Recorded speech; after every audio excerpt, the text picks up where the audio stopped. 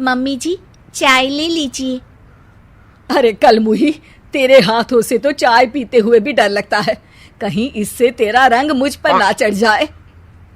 अगर इन्हें इतनी ही शर्म होती तो मेरे इतने हैंडसम भाई को इस तरह फंसाती नहीं। बानी और शिवम की लव मैरिज हुई है। बानी के ससुराल में उसकी ननद और सास हैं, जिन्हें अपने गोरे रंग पर बहुत गुरूर होता है, जिस वजह से वो बानी को सिर्फ उसके सांवले रंग की वजह से नापसंद करती है और हमेशा उसे ताने सुनाती रहती हैं। बानी उनकी सभी जली कटी बातें सुनकर चुपचाप वहां से चली जाती है। तुम माँ और छोटी को कुछ बोलती क्यों नहीं? मम्मी जी बड़ी हैं, हर छुटकी ना समझ, इस तरह उन्हें उल्टा जवाब देना सही नहीं।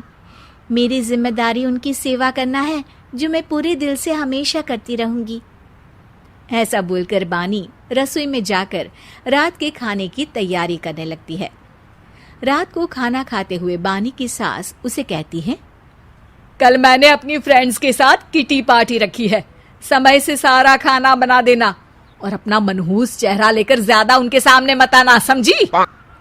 माँ, बानी आप दोनों की कितनी परवाह करती है, फिर भी आप उससे इतना बुरा व्यवहार क्यों करती हैं?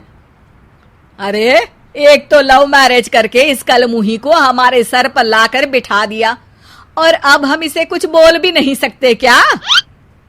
भैया तो इनकी तरफदारी करेंगे ही, आखिर इन्होंने पूरी तरह उन्हें अपने वश में जो किया है।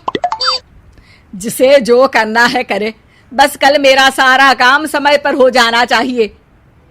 इस पर सब खाना खाकर सोने चले जाते हैं और अगले दिन बानी जल्दी उठकर सास की किटी पार्टी के लिए तैयारियां शुरू कर देती है, जिस पर पार्टी शुरू होने के बाद सास की सहेलियां कहती हैं, अरे वाह री, तेरी बहू ने तो बड़े स्वादिष्ट समोसे बनाए हैं। हाँ भाई, रंग कैसा भी हो, खाना बनाने में बिल्कुल अन्नपूर्णा है। अरे इसकी भी क्या बात करनी, मेरी बेटी से मिलो, इसकी सुंदरता के आगे तो उर्वशी रंभा भी फेल है। उर्वशी रंभा को तो फेल कर देगी, पर क्या अन्नपूर्णा बन पाएगी? अरे इसे काम करने की क्या जरूरत, उसके लिए बानी है तो, और मैं तो इसकी शादी भी किसी नौकर चाकर वाले घर में ही करूंगी। बानी वापस रसोई में चली जाती है और किटी पार्टी चलती रहती है। उसी रात को बानी की सास गुस्से में चिल्लाते हुए अपने कमरे से बाहर निकल कर आती है। हाय रे, चोरी हो गई, मेरे पैसे, पक्का पक्का इस कलमुही की वजह से हुआ है ये सब। अरे क्या हुआ माँ, कौन सा आसमान टूट गया? अरे आसमान तो उसी दिन टूट गया था जब तू इस कलमुही से शादी करके इसे घर में ले आया था। खुद तो आई ही, अपने साथ साथ मनहूसियत का काला साया भी मेरे घर ले आई। अरे हुआ क्या माँ? अरे मेरी तिजोरी में रखे पैसे कहीं गायब हो गए, सुबह ही देखा, अरे यहीं रखे थे। क्या आप मुझ पर चोरी का इल्जाम लगा रही हैं? अरे काली बिल्ली पर भी क्या कोई मनहूसियत का इल्जाम लगाता है? ऐसा बोलकर बानी की सास वहां से चली जाती है, जिसके बाद शिवम और बानी बात करने लगते हैं।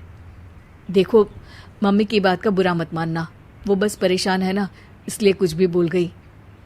वो परेशान नहीं, मुझसे नफरत की वजह से ऐसा बोलकर गई हैं। उन्हें मैं हमेशा एक आंख नहीं सुहाती। देखो बानी, अगर तुम चाहो तो हम दूसरा घर लेकर वहां शिफ्ट कर सकते हैं। आखिर तुमसे प्यार करके तुम्हें अपनी जिम्मेदारी पर इस घर में लेकर आया हूं, इस तरह टॉर्चर नहीं होने दे सकता। अगर आप साथ हैं तो मुझे किसी चीज की टेंशन नहीं, और आखिर वो हमारी बुजुर्ग हैं, हम उन्हें और छुटकी को इस तरह अकेले छोड़कर कैसे जा सकते हैं? इसके बाद बानी भी अपने कमरे में चली जाती है और अब हर रोज उसकी सास की तिजोरी से पैसे गायब होने लगते हैं। इसी तरह कुछ समय बीत जाता है और वो हर बार हर चीज का इल्जाम बानी पर लगाती है, पर बानी कभी कुछ भी नहीं बोलती। कलमुही नास पीटी, बहू को घर की लक्ष्मी बोलते हैं, ये तो पनौती बनकर आई है, पनौती। एक रात बानी की सास को आधी रात में प्यास लगती है, तो वो पानी पीने रसोई की तरफ जाती है। तभी उसे अपनी बेटी के कमरे में कुछ आवाज सुनाई देती है। हाँ हाँ, मैंने मम्मी की तिजोरी से हर रोज थोड़े थोड़े पैसे निकाल कर हम दोनों के लायक खूब पैसे इकट्ठे कर लिए हैं। और मम्मी आज तक उस सब के लिए भाभी को ही जिम्मेदार समझती है। तुम बस जल्दी से आकर मुझे यहाँ से ले जाओ और हम कहीं दूर जाकर शादी कर लेंगे। मम्मी को कुछ पता नहीं चलेगा, सब मुसीबत खत्म। अपनी बेटी की ये सारी बातें सुनकर बानी की सास भौंचक्की रह जाती है और अपने कमरे में वापस चली जाती है। जब अगली सुबह बानी सास के कमरे में आती है, मम्मी जी, क्या बात है, आज आप कमरे से बाहर ही नहीं आई? आपकी तबीयत तो ठीक है ना? क्या छुटकी कमरे से बाहर आई या तुम उसके कमरे में गई? नहीं नहीं, क्यों, जाना है क्या? मैं अभी चली जाती हूँ। नहीं, कोई कहीं नहीं जाएगा। इस पर वो बानी को साथ लेकर कमरे से बाहर आती है, जहाँ शिवम भी होता है। वहाँ उसकी सास बोलती है, छुटकी मेरी तिजोरी के सारे पैसे लेकर अपनी माँ के बारे में कोई ख्याल करे बिना किसी लड़के के साथ घर छोड़कर चली गई। और बहू, तुमने मुझ जैसी सास की सेवा करने के लिए अपने ही पति के साथ दूसरे घर जाने से मना कर दिया।